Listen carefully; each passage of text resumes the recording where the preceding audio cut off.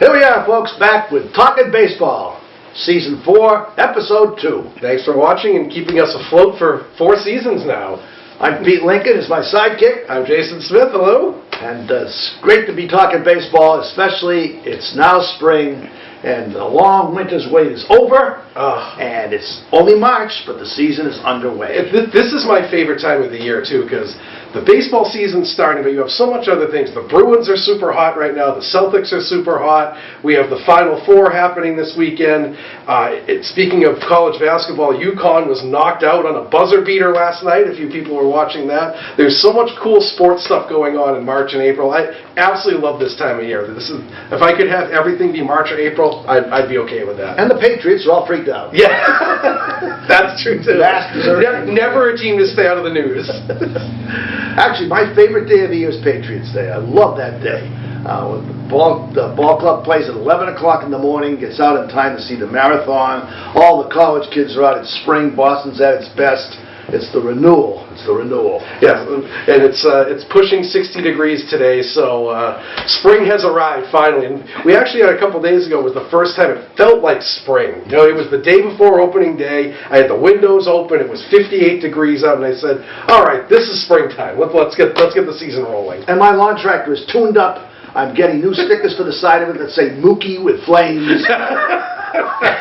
And as soon as the last lawn snow melts, out it comes. And unfortunately, we find all the dog stuff that's been in the yard buried under the snow for 6 months in my case. So the advantage of having a little dog. Yes, when you have a pointer, that's a problem. Okay.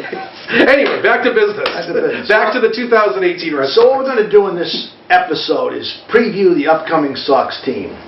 It's kind of unusual because there's hardly any changes. Almost none. Almost none. I've never seen a Sox team come back with perhaps the entire same... They lost 2 elite pitchers, picked up 2 kids, and they added JT Martinez. And other than that, it's the same exact club. 21 of the 25 guys who made the team are the same as last year. So, and hopefully, the big change is that they're healthy this year. Oh, 3 or 4 people, David Price in particular, who looked fantastic yesterday, we might add. Missed a lot of last season. So that to me is the biggest addition. Well, it's like getting an extra ace pitcher. It really is, because they didn't have him last year for easily 4 months of the season. Yeah. And when he came back, he was in the bullpen. He wasn't a starter. And I know the stress has been on relief pitching lately. I'm sorry, you still need some good starters if you're going to be any kind of a decent playoff team. You can't, as we've talked about before, you can get through 3 weeks of the playoffs without any starters. You can't do it over a 6-month season haul. You need good starters. Since he's been in Boston, Price has been in the doghouse. Then he went to the bullpen. So hopefully this year you can go back to the Cy Young form. Hey, you looked great yesterday. And I think maybe having Sale to be the number 1 ace, at least to start out with, will take a lot of the burden off his $30 million contract. Oh, absolutely. Absolutely. Yeah. Now he's not... He used to have the entire load on him before Sale, which also meant not just the pressure being in number 1, it probably also meant extra innings pitched. Right. You're always going to push your ace a little bit, especially when he's your clear ace. Now they sort of have co-aces, and like they did the last couple of days, Sale went 6, Price went 7, so you can kind of stretch those innings out over the year rather than pounding on Sale like they had to last year, which obviously they paid the price for. Well, that's Farrell. Yes. It was. Yes, it was. I did a good pitcher. Let's pitch him till his arm falls. Let's just run him into the ground. Or, well, we'll get into that later on. There's another guy he did that with. So anyway, when a season starts, the goal is to win the World Series. That's the only goal. There are some teams that have that goal every season, and the Sox have become one of those teams. Like the Yankees, like the Dodgers, like the Cubs now. The Cubs. So here's our trivia question today. Oh, yes, great trivia question. There have been 115 World Series. The first one was in 1903. During those 115 years, how many games have the Red Sox won in World Series play? Yeah, not how many World Series, how many games have they they've won? actually physically won In the World Series history. For their 115-year career. So ponder that one, So you- bring out your calculators, Do a little figuring. little mental math on that one, and we'll get back to you at the end of the show on that one. So hopefully they'll add some more. That'd be nice. Another 4 in that column would be really nice this year. And we'll see. We'll run down some of the division competition later on too, and see what their chances are of that happening. But for now, we're going to dig into the position players one by one and see what they're going to do, or our predictions anyway. Yeah. See how they might shake out versus last year. It might be kind of fun to do some predictions this year, and then maybe we can go back and reflect on it and see how off we were, or see how on we were. You never know. No, we're always on, then right? we'll be hired by ESPN next year. Right. Well, I think it's going to be fun because a lot of people, especially, not so much the pitching staff, but especially the hitters, had a down year last year, especially when you compare it to 2016, where they were one of the top offenses. They were last in the league in homers last year. When was the last time you had a Red Sox team that happened to? When you go figure, they won 93 games in 2016 with Ortiz. Yes. And a team that actually, in a way, almost overachieved. They did overachieve that year. Last year, Absolutely. they lost Ortiz, never replaced him. David Price went down a century for the year, and they won the same number of games with almost everyone having somewhat of an off year. And it seemed like they underachieved, which is kind of odd to have that happen, but it did. It seemed like the 93 wins could have been a little bit more, believe it or not. Now, Price is healthy. We've added J.D. Martinez. Everyone is due for an up year. So, 103 wins? 113 wins? What the heck? Well, let's see. Let's see what we predict for this year. So we're 2 games in. They're 1-1 so far. So 162-0 is off the table. So we can't have that. As the author said, hope springs eternal in the human breast. Yes, it does.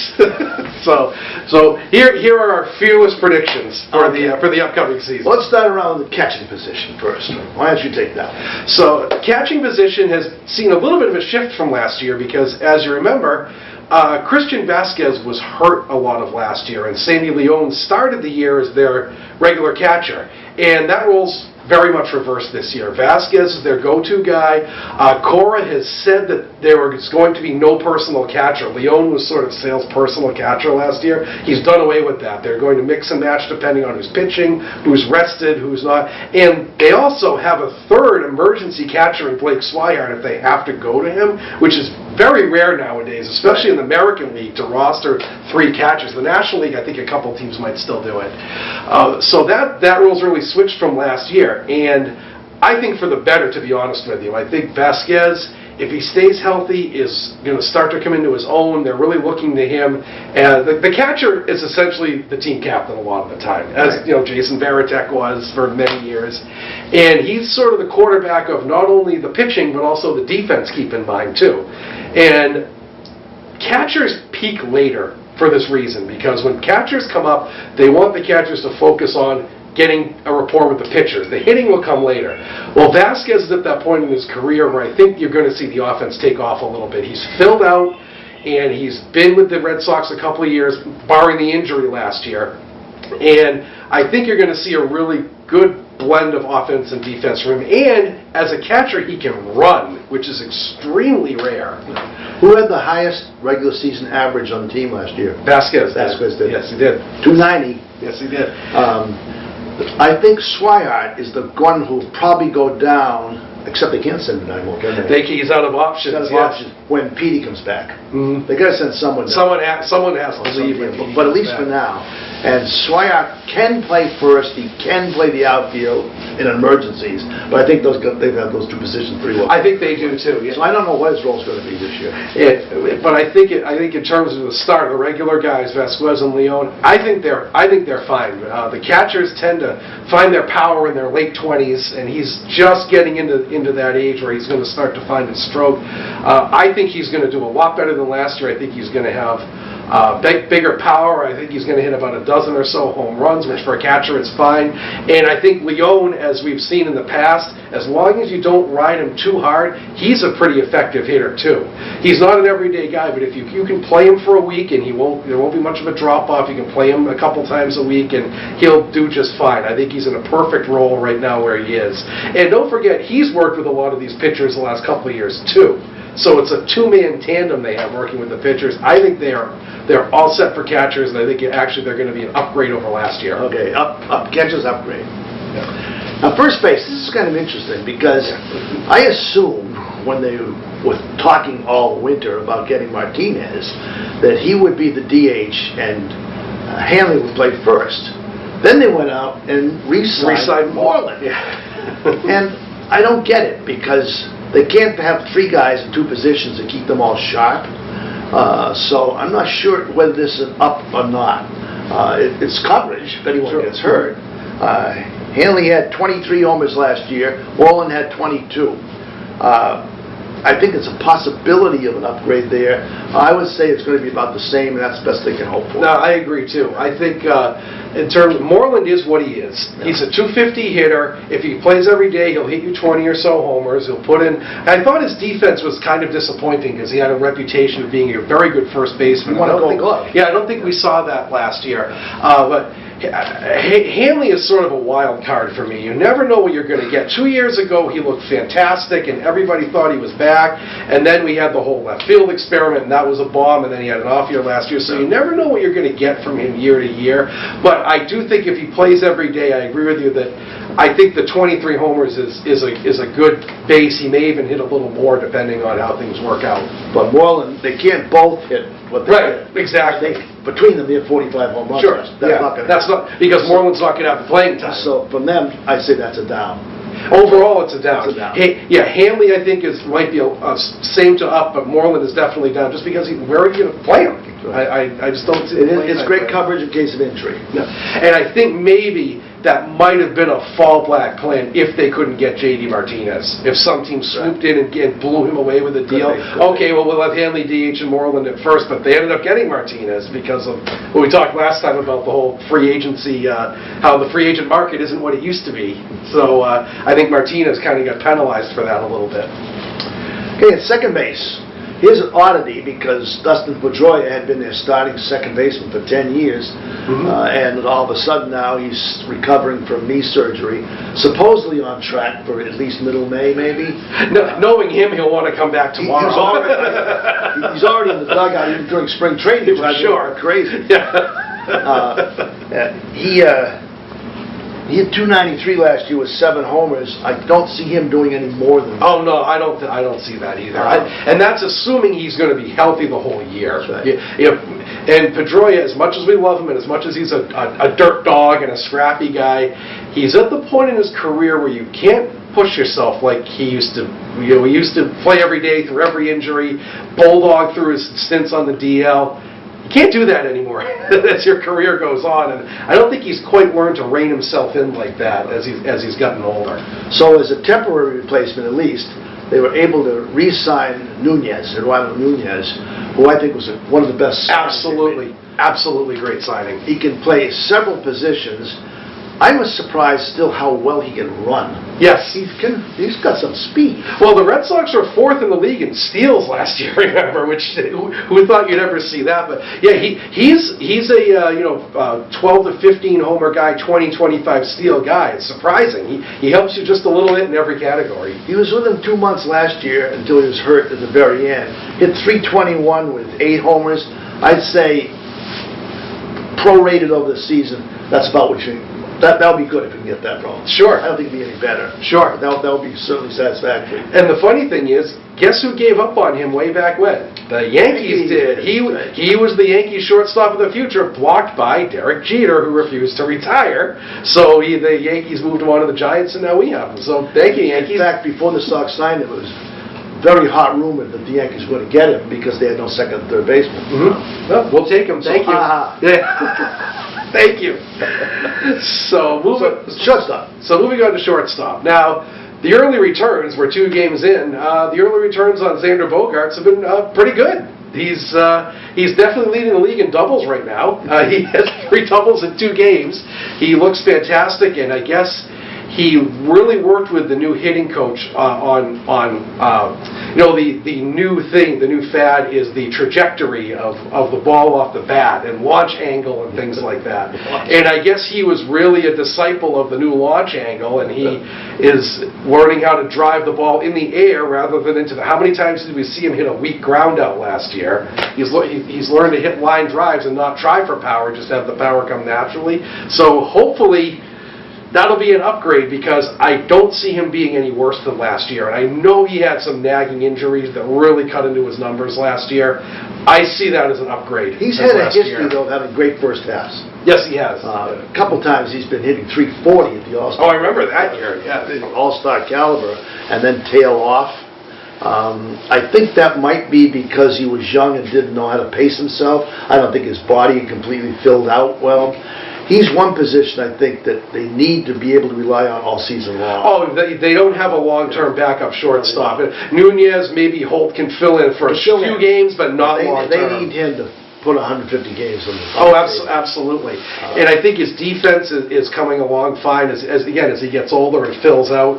He's learned to work with his body. His defense was fine last year, so I don't see that as being a huge problem. He only had 10 homers last year, 273. I think he's definitely due for an upseason. Absolutely. I think more than anyone on the team, he was the one you can expect to do better. 100% agree. 100%. Which moves us over to the kid at third base. Right. I love this kid. He seems like he's terminally on Novocaine. Nothing seems to bother this guy. Still, the highlight of last year was that home run he hit off Chapman. That was 105-mile-an-hour fastball, and he crushed it.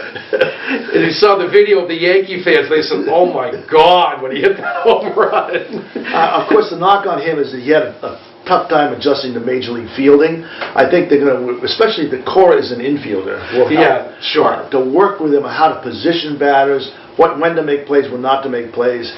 But he's a tough out because he hits lefties as well as righties. He does. He's got amazing power in his hands, his wrists. He does. The first game of the year, he knocked in the very first run of the season off a lefty, and it was a great at bat where he fouled off some pitches and then just took the ball the other way. And and keep in mind he's 21, 22. Right. I mean, he's just 21. Just 21. So he has a long way to go. And most people don't even hit the majors till they're their mid-20s. So he's going to learn on the fly.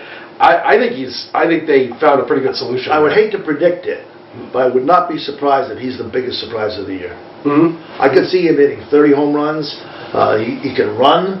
And I could see him leading the team in RBIs because they've got him hitting down. They have him below, yes. Yep. The order. Well, they have him hitting 6th right now behind Bogaerts, and if Bogaerts is an upgrade, has a better year, then Devers will have a better year too. And Martinez probably getting a lot of walks. Sure. He's a power hitter that walks. Always does. So there's going to be men on base, so he's going to have the biggest chance. So I'm psyched for Nunez. I'm sorry. For Devers. For Devers, I mean. Yeah. He just looks like he's having a heck of a time. He does. He always has this sort of little grin on his face. Walk around. Hey, I'm having a good time. I'm Major League Ball player. So should we go to the outfield, or do you want to do the utility infielder real quick while we're still at in the infield? So there was some controversy heading into spring training, or not controversy, but there was a question of who would make the team. It ended up being Brock Holt, the old standby, who's actually one of the most tenured members on the team now, as weird as it seems. Yeah. So Holt is the utility guy, which, if he's healthy, he's a really useful player. I mean, we saw what he did a couple of years ago. He was an all-star. Right. Last year he was hurt and he was next to useless. So if he can stay healthy, I think he's a guy that they can sort of rotate through the infield, maybe have him play a day at second, a day at short, a day at third, and sort of spell those other guys. He can play a little bit of corner outfield too. Yeah. I think he actually can even play first base a few times. Oh yeah. He's sort of a jackknife utility kind of guy, which you need to have on a team. I think that's essential. Yeah, he can play the corner outfields, all 4 infield positions. So I think that's why they kept him. Mm-hmm. What he had last year was concussion syndrome. vertigo. Mm-hmm. So that's hard to treat. It's hard to examine. And how do you know if it's gone? Well, you know, he had a great spring training, so I that's also what you have think to hope. now he's almost like a veteran presence. Sure. He's a great clubhouse guy, and I know Jerry Remy doesn't think clubhouse chemistry means anything, but I think it does. And I think that having him around versus some kid they bring up from Pawtucket that maybe will fizzle, he's battle tested. Sure he is. Sure. That's right. Yep, and he's been clutching the playoffs in the past. Remember, 2 years ago, he was the only guy that hit the Indians in that series. He had a great series. So I think that gives them a pretty good bench. We'll talk about the Yankees later on, but the Yankees are pretty thin once they get past the starting lineup. So I think that having Swihart and Moreland and Holt on the bench is strong. They can cover agree. any. If someone gets hurt in the middle of a game, it's not going to cripple them because they get someone to replace. I agree. And Leone is a catcher. So those are their four bench guys. So yeah, I think they're all set with the bench. I think that's actually a strength of the team. They got 2 lefties and 2 righties. Yes, pinch hit too, so that's good. So let's head to the outfield, which is their strength. Very much so. Very much so. And it's the 3 Bs out there, and so that hopefully they can improve. Left field is a guy that I can see becoming a superstar. Andrew Benintendi, he did 2 things this year. He put on some weight and he cut his hair. Yes, he did. And all the girls are going, oh, he cut his hair. He doesn't look like the jerk in Washington anymore. He makes a catch and make sure his hair shows. Yeah, right. And he said he did that because he was sick of all the comments being about his hair rather than his abilities. There's something to that. That's a mature way to look Sure at it. it is. It really is. Sure it is. Sure. He had 20 homers and 20 steals last year, and he had some pressure on him because he was going to be the Rookie of the Year. He was the pick to be Rookie of the Year all across the line. And Judge came along and blew him out of the water, but he still was the number 2. He was set, and I think if Judge hadn't had a historic year, he would have won. I mean, how many rookie 2020 guys are there? Not many. And he also he's a very young guy, and has all the 5 tools, which I like. He really does. Very good defender. He's got a good arm. He stole 20 bases, and I could see him stealing maybe 20, not 20 more, maybe 30. I could see him going up to maybe 30 homers. Now, 30-30 guy at the age of 22-3 is remarkable. And he doesn't appear to be weaker against either lefties or righties. Right. He's pretty straight across the board.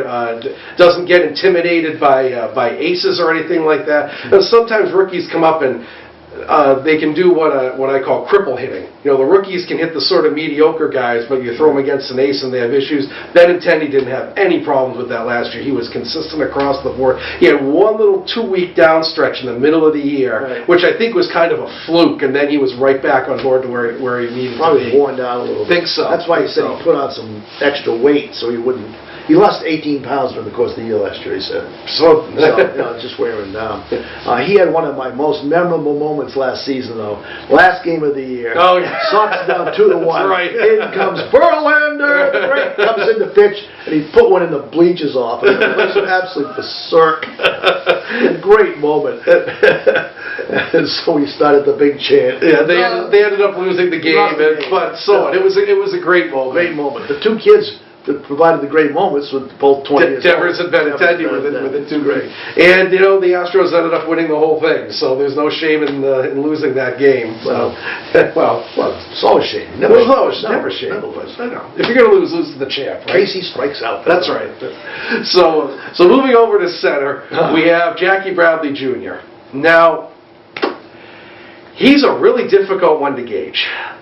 First off, at the plate, he is incredibly streaky. He will go a month and look horrendous. Then he'll go 2 weeks where you can't get the guy out, and then he'll just go right back into a month-long slump. The good thing is his defense is spectacular. One of the best center fielders in baseball.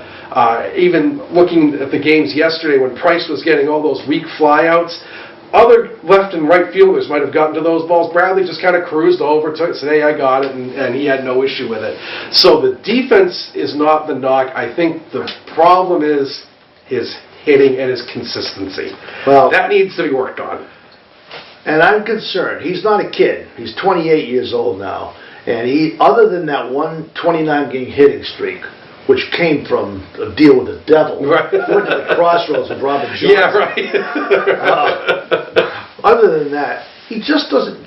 When he does hit a home run, he can crush him. He does. But He does. last year, he had 17 homers, but he had 245. And the center field should be an offensive position for the most part. And there's a lot of good center fielders out there now with Pilar around and Kiermaier. It's not Trout, as always. So you can't just carry a guy just because he can field at that position. Shortstop maybe, catching maybe, and I'm really down on him. In fact, I don't expect him to do as well this year as last year. Well, he was the one in the off-season that the rumor mill was always talking about. Is there some kind of deal for him? Because he was sort of the most expendable piece they had out of all the starters that were potentially coming in this year. And now with J.D. Martinez, he really becomes the most expendable part. I think anyway. Martinez does not want to be a DH. No, he doesn't. Does not. No, He wants to play left field. Benintendi could certainly play center field. Yeah, sure he can. He certainly would not be. He wouldn't be a Bradley, but he wouldn't be a detriment either. Or we could play right field and move Mookie to center. You could do either one of those. I said all winter. I said once I knew for sure Martinez was coming in. So let's package Jackie with, say, maybe Travers and get a pitcher from the National League. Well, Travis had a great spring. He played almost every game. Because some team in the National League with 2 or 3 big parks out there could really use a guy that can. He's a National League type player. Isn't Sure he is. Sure he is. You put him in that outfield in Colorado. He also what he'd do. he can run, but I think he stole 8 bases. Yeah, it seems like his speed is kind of wasted. They put him down the bottom of the order, so you don't want the guy at the bottom of the order to steal. So. Or someplace like a big field like San Diego with that huge field. Put him in there, and he'd be the perfect player for a team like that. So, yeah, I don't think he's going to get any better than you saw last year. I think he sort of is what he is. And if the right deal comes along, then pull the trigger, do it. And this is totally unfair, but I can't stand his speaking voice. He sounds like Tom Caron. Way up here! Remember the guy Stewart for Oakland? Oh, Dave Stewart, yeah. Oh, Dave Stewart would put his brim down this far and glare in at you. It would be so intimidating on the mound. Well, I walk 2 guys. I walk 2 guys. It doesn't fit with the athlete. Right. Oh, yeah, Dave Stewart's the classic example of Athlete's that. supposed to talk like Boo Powell, you know. Yeah. That's very unfair. This is our show. Come on. How many fair fans do you know? Right. Nobody's fair. We're Red Sox fans. My team's good, your team is not good. Okay, now we come to the star. Mookie Betts, who is runner-up for MVP a year ago. He had an off year. And strangely, because it didn't seem like he was having an off year when he was having an off year, but he only hit .264 last year and had 24 home runs, down from 32, I think, or 31. His defensive play was phenomenal, as always, and I don't quite get why they lead him off myself. I know they like to have him lead off. He never walks. No, he doesn't. No. I know he can run, but he doesn't walk. His on-base percentage is not what a leadoff batter should be, and he's got the most. He knocked in over 100 runs last year, and he led the team in homers last year. So all you can do to knock in runs is knock in the guy hitting ninth, and that's Bradley. He's never on base. Right. How did he manage to do that? I don't know. Well, I think I think he's going to be up from last year because I know he only hit .264. A lot of that was just bad luck. Yeah. You know, you look at that stat of the batting average of the balls in play. He was at the bottom of the league last year. A lot of that was just balls right at people and things like that. That evens out over the course of a couple of years. So I think I don't know if he'll be quite at 2016 level. That might be asking a lot, but I think he'll be a grade above last year for sure. For sure. Well, I think if he was a little bit more patient at the plate. They no longer do that. That's no longer No. To get walks is no longer what you strive for. No, that was what was the batting practice catcher? The catcher that used to advocate the waiting style. Walt Hriniak. Walt Hriniak. Take 12 pitches and drive the starting pitcher nuts. They don't do that anymore. No. And it's such a contrast because remember, 15 years ago, those 2003, 4, 5 Red Sox Yankees teams, every game went 5 hours because they took 100 pitches and fouled things off, and it was your goal to get the starter out of the game. Now, that whole philosophy's changed, and now you're supposed to crush one out of the park. Well, now they take the starter out of the game after 5 or 6 Sure, yeah, right. Sure. Right. And the relief corps is good. And the relief corps, they all throw 100 when they come out of the bullpen. So let's knock Tanaka out so we can face Chapman. Yeah, oh, go good. Oh, yeah. But, we talked about this last show, but I think the philosophy's changed. Like with Judge or Stanton, the Yankees had this philosophy, especially last year with Judge, you have 3 swings. Use all 3 swings. Well, don't sit there and wait for the good. Don't let the good pitches go by. And they were talking about that in the booth the other day. Steve Lyons was talking about that. You get a good pitch to hit it. Why are you letting it go by? Now here's another way to think. By batting Mookie leadoff, he gets an extra at bat. True. You get every place you bat down in the order, you bat, I think, 15 fewer times. So the guy who hits ninth is going to have 100 fewer at bats to lead off. That's why the Yankees have Judge hit second. Right, because he gets more at bats. More chance to hit home runs. Oh yeah, who was the guy? Was it Willie Wilson who had like 700 at bats? Who was the Pirates? Manny Sanguillen, I think, had 700 at bats. I think Wilson has the record still. Wilson had like 720 something one year. He hit leadoff the entire time. Ichiro did too. I think. Ichiro, yes, he had a lot too. Ichiro is back with Seattle. Yes, he is. He's back. He's back. He signed a 1-year deal. So I think this will be his swan song. It's going back to where he said, I want to play till I'm 50. Yeah. What do you think he is, Tom Brady? Well, hey, he can do it. So I sat up and watched his first game. He grounded out his first at bat. He did. He gave a huge ovation. Back where he started. So that takes care of the offense. So overall, I see an up. Oh, I see enough. Well, in terms of power, you can't do any worse. They were last in the league in homers. That has to be an upgrade. I see up to it for the exact reason you said. Everyone's healthy. Yeah. Excuse me. And they didn't Knock have on wood. And they didn't have that last year. And 2016 was a fluke. The other way is that I think they had the record for fewest days on the disabled list of any Red Sox team ever. So this year is sort of going to be a balance between the two, I think. Hopefully. Hopefully. You never know. That's the thing. They say the team that stays healthy is the most likely to win, assuming they're half decent. Right. We're recording this on the 3rd day of the season, and the Yankees have lost 2 starters in 2 days. Mm-hmm. So who knows? We're not complaining about that, by the way. Let me ask you this question now before I was going to save it till later on. Okay. Which of the 25 men on this roster do you think is the most indispensable? If they lost, would be the biggest crippling factor to them? Well, there were 2. I think 1 pitcher and 1. I think for the I'll get one. Okay, I'm going to say Mookie then. I think Mookie's absolutely indispensable. I think he's what makes everything tick. He's their superstar. He plays a great right field, which at Fenway is absolutely key. There are not a lot of people that can do that. I think he's their least expendable player. And if he goes down, who plays in his position? Who would they use? I have no idea.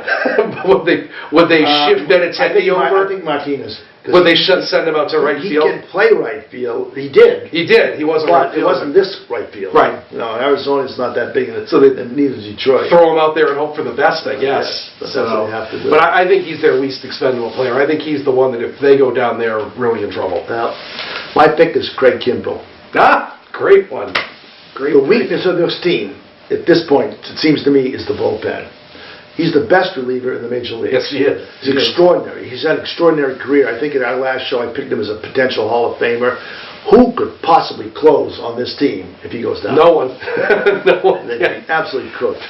And that's funny because when you read the fantasy magazines, like I don't know how much you read them, I read them somewhat. They always say that there's a philosophy that don't ever draft a closer because the closers work out of the course of the year. I think that's nonsense. Absolutely. I think that's absolute nonsense. I think if you have a closer like Kimbrell, that is such an asset to your team. It's a position you don't have to worry about. And you're right. I mean, there are guys. Matt Barnes is what he is. He's a 70-game-a-year guy, and they're going to lean on him heavily. But he's a 7th, 8th inning guy. I think we saw from the other day, Joe Kelly or Carson Smith are quite ready to take over that closer role. And who else do they have that throws 100?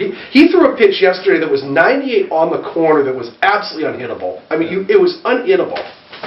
Well, it's not just that, it's the mentality, too. To be able to come in and deal with a situation. It doesn't have to be strikeouts. It helps. It doesn't have to be.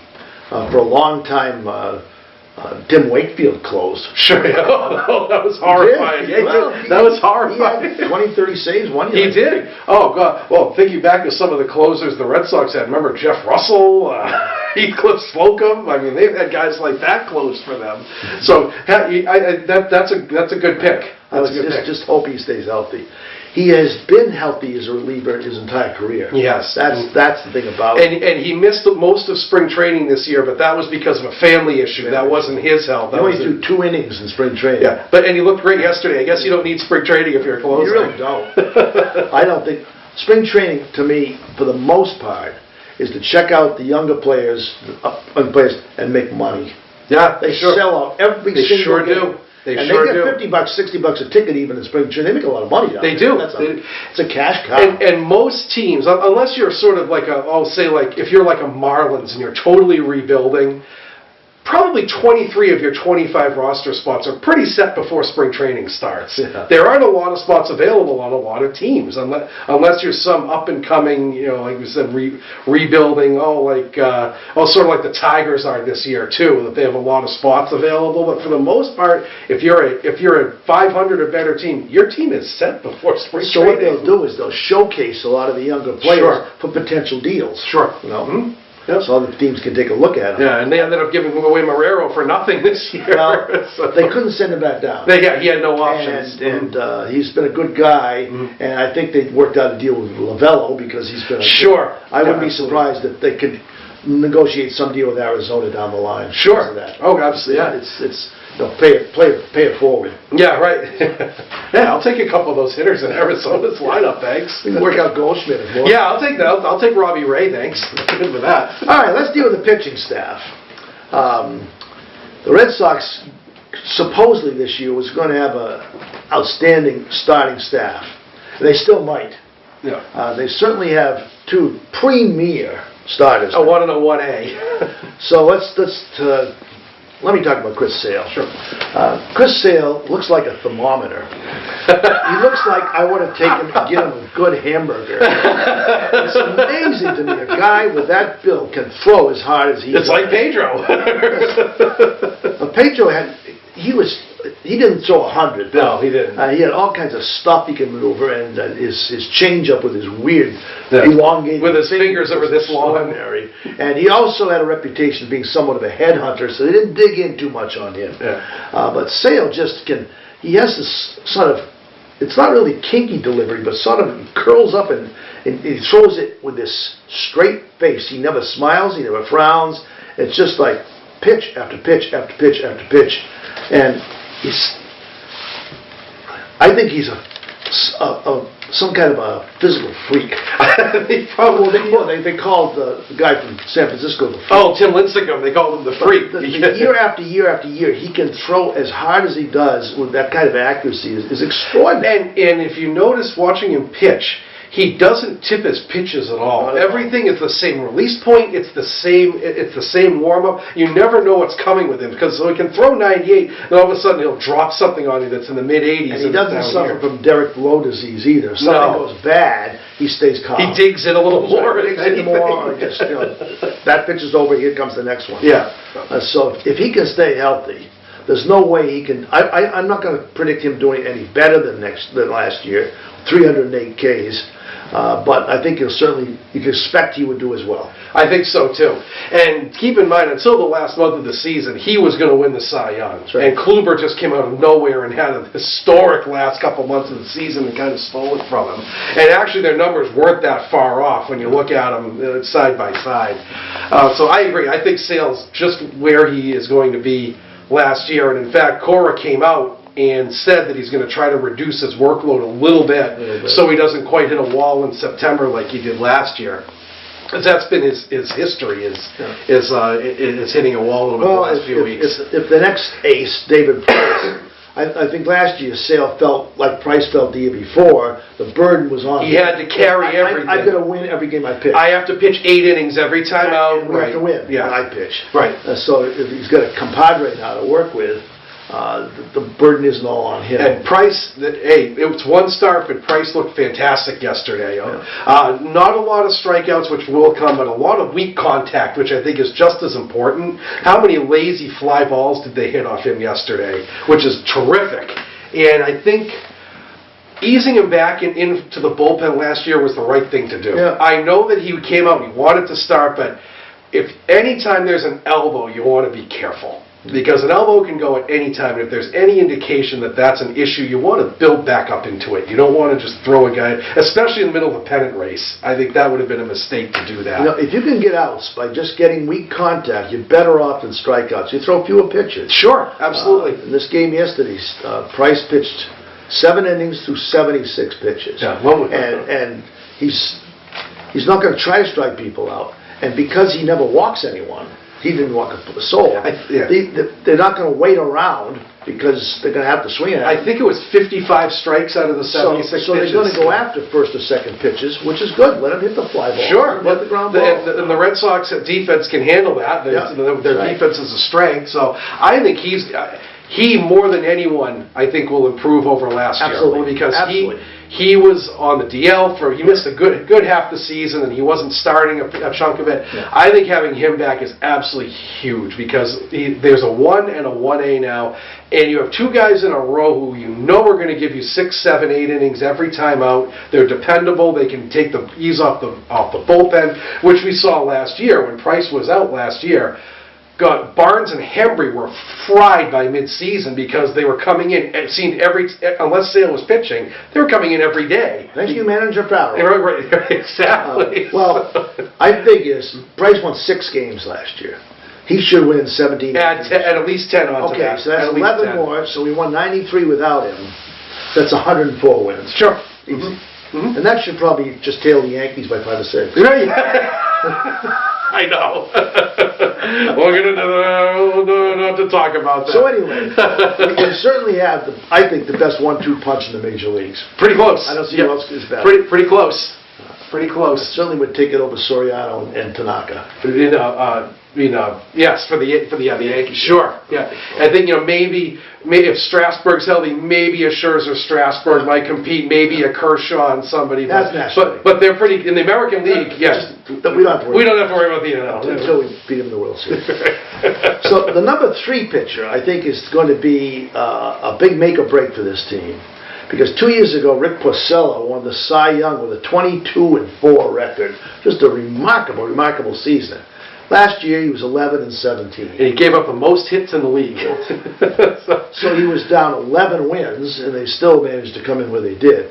I don't think he's going to go 22-4. No, he's not going to do that. I would see him, even if he's 500. That's sure. Oh, if he's say 14-13. Yeah. Okay, that's great. I'll take that. Sure. And he also is a good innings eater. Absolutely. Maybe even more so than the other 2. Sure. Guys. Yeah, because he doesn't throw hard like they. He had some streak where he went. How many starts did he when he went? When did he go? When he went at least 6 innings or something?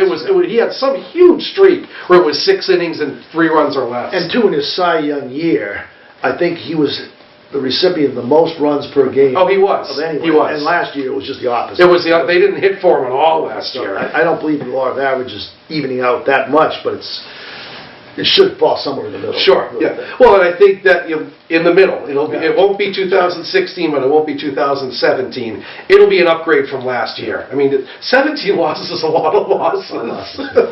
In fact, he reached that in August. He did, and then at the end he won a few. Yeah. But you're right. If he can go, say 13-11, 14-12, somewhere in that area, they'll be just fine. And cut down on the home runs too. Sure. He gave a lot of home runs. He did give up a lot of homers. So that's the 3rd starter, and they're 3 solid veterans. Sure. It's at the 4th and 5th starters we have concern. Yeah.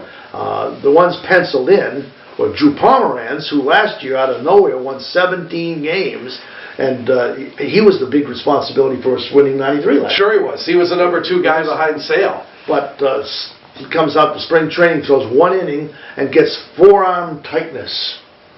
Who knows? What does that mean? Who knows? Who knows what Stick it in a whirlpool. Yeah, who knows what forearm tightness So is. he's on the DL. So. Then there's good old Eduardo Eddie Rodriguez, who always seems to be on the verge. Right. No, you're right. He seems to be on the verge of, okay, this is the season, he's going to break out now, and then he'll get hurt. He's been hurt a lot in his short career. Hurt a lot. And he'll have a game or two where he's lights out. Lots of strikeouts, and he also looks like he's a little bit anesthetized all the time. Yeah, he's got this sort of. He's always sitting in the dugout, sort of grinning. Yeah, he's not a fireball competitor. No, he's no. But he also is on the DL, and who knows for how long. So what we have for starters is Hector Velasquez and Brian Johnson.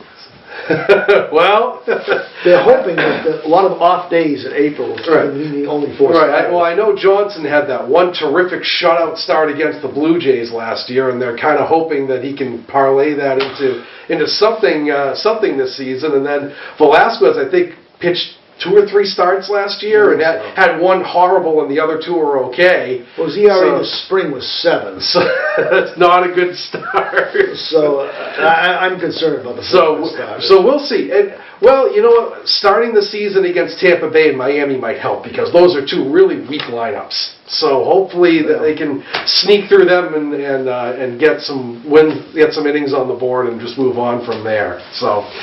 Then also in the wings somewhere is Stephen Wright. Yeah. Who's hurt and he's suspended. So who knows? He's involved in some sort of abuse situation at home, and you can't be suspended and serve your abuse at the same time. Right. So he has to wait till he gets healthy, and then he gets abused. And then he gets his suspension. Then they abuse him. So. Right. So he could be out till who knows. Who knows? And again, he was sort of a mystery injury too. Supposedly he was all ready to go, and they pinch ran him. Yeah. He's a very, very poor pinch runner. Yeah, we know that. There's one thing he is not going to do, it's pinch running. Yes. And they have a bullpen behind him. We've touched on Kimbrel already. Kimbrel is A+++ reliever. And surprisingly, the bullpen was strong last year. They ran a lot of people out there who you wouldn't have expected to do well. And it might not have seemed it, but overall, you look at the numbers at the end of the year, and they were pretty solid, to be honest with you. A few oddballs, though. They did. I think. Well, here's the bullpen. If your viewers aren't all clear with it. After Kimbrel, you have Matt Barnes, Joe Kelly, Carson Smith, who came up at the very end of last year, but they've had him all season, and Heath Hembry. And to that, they've added 2 kids. Marcus Walden and Bobby Pointer. There's 2 household names. Right. Who knows? Who knows what they will be? So the bullpen is, to me, quite a question mark. I think it is too. I think they're going to, like last year, they're going to lean on Barnes and Hembry quite a bit. Barnes was in 70 games last year, and he's sort of turning into that dependable 7th, 8th inning guy, and I think he was until Farrell just completely burned him out last year. And Hembry was the same. Hembry had a real strong first half, and Farrell just fried him by the All-Star break. When those 2 guys have rested, they're pretty dependable. They're very dependable. Joe Kelly's the one that I can't get over. Joe Kelly has to throw 103 every pitch. He'll come in and throw 25 pitches, and 24 of them will be fastballs. And if you don't have pinpoint control, speed does nothing. Like opening day, I'm sure you've heard about it. Came in with a 4-run lead in the 8th inning, and what did he do? He walked everyone. Throw strikes if you have a 4-run lead. You don't have to throw 100. Just throw strikes with a 4-run lead in the 8th inning. That was just that was agonizing watching that. And I don't know what the status of Tyler Thornburg is. Who knows? They don't even talk about him. No, they don't. No, who knows what? So I would say the bullpen after Kimbrel is a real question mark, Sure. and I want to say a down. I think so too, and especially compared to other teams who have absolutely loaded up their bullpens, because that's sort of the mentality, like the Yankees. That's sort of the mentality right now, is you can get by with mediocre starters, but those bullpen guys all throw 100, and all can be lights out when they come in. So. Yeah, you're right. I think that is absolutely by far the biggest question mark on the team. 4th, 5th starters and all the relievers after. After Kimbrel. Well, after. I want to say I think they can rely on Barnes and Henry. Sure, yeah. So they got 3 relievers and 3 starting pitchers, but after that, I still would like to see them package a couple of guys and get a pitcher from the National League. Or even a couple of the free agents that are still out there, like Lynn's still out there. Lance Lynn's still out there. Sean Lackey's still out there. Bring back Sean Lackey. and I think a lot of those sort of, a lot of those 7th, 8th inning relievers, they tend to be available during the year too, Right, especially from teams like a team like the Tigers, who's rebuilding. Somebody who's a very dependable guy or like a perfect case. I was watching the Marlins game the other day because they had the first one.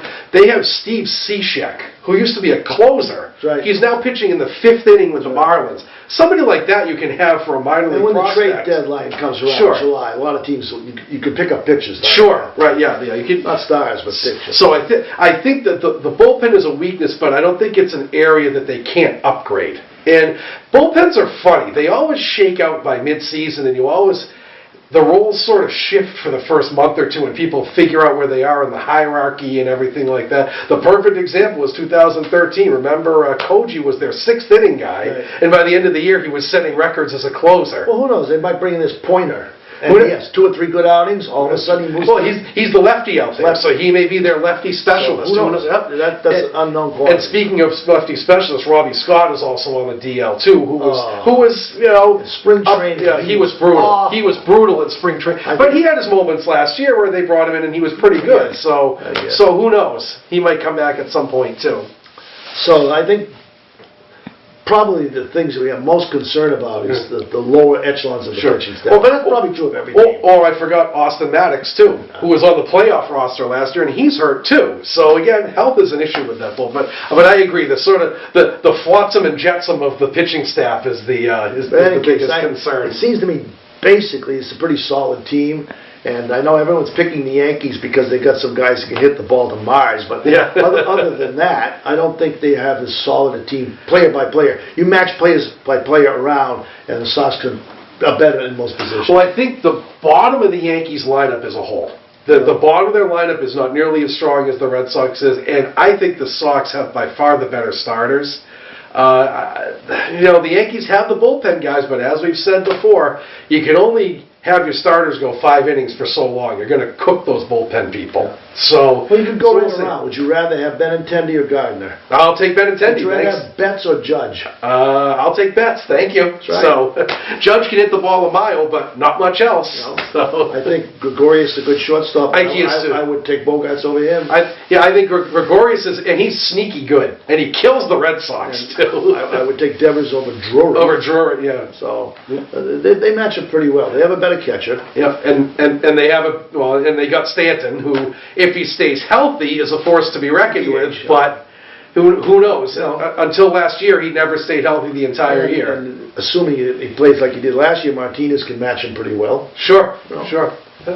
So, how about our trivia question? Oh yes. In their 115-year history, the Red Sox have won 13 pennants. In 1903, they won the pennant and played 5 games to win. In 1904, John McGraw refused to play them, so there were no games that year. Then they also won in 1912, 1915, 1916, 1918, and then since recently, 2004, 2007, and 2013. That's 8 times 4, 32 plus 1, 33. They've also lost 4 World Series, 4-3 each time, in 46, 67, 75, and 86. That's 12. So you get your total of 45 games won in World Series play by the Red Sox. They've lost 28 and tied 1. Pretty good record. That's our trivia answer for today. So so we're out of time because we were going to get into some of the other teams, but we never had a chance We'll to do save that. that for So next time. we'll save that for next time. So it's spring, and the Red Sox are playing, and baseball's on TV every night, should try to get the baseball channel hooked up, because then you can watch all the teams play and root for the Yankees to lose. Oh, yeah. Oh, absolutely. I have the Red Sox on one channel, the Yankees on the other, and just flip back and forth between the two. And to be fair, go Bruins. Go Celtics. Go Celtics. And go Loyola Chicago. Our miracle Final Four team this year. Probably by the time this airs, we'll know. We'll know tomorrow. Sister Teresa, they will call it. Yes. So, sports fans, thank you for watching. See you all in on. Thank you, Jake.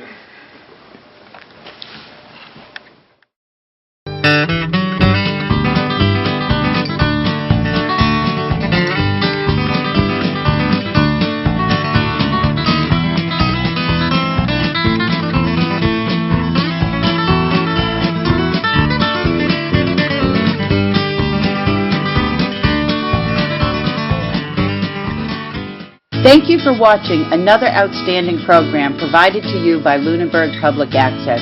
We're here to serve the community.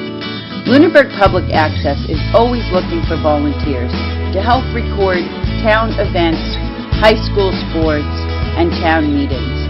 Please consider helping us out today. To contact us, you can call 617-763-3018 or email us at lunenburgaccess@gmail.com.